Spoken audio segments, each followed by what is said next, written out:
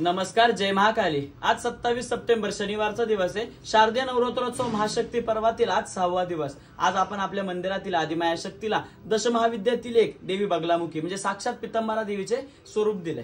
तर देवी पितंबरा, देवी बगलामुखी ही शत्रुविनाशन देवता आहे। शत्रूचे भय ही जगदंबा आपल्यापासून दूर करत असते। देवीच्या उपासनेने सर्व शत्रू आपल्यापासून दूर होतात, नष्ट होतात अशी ख्याती आहे।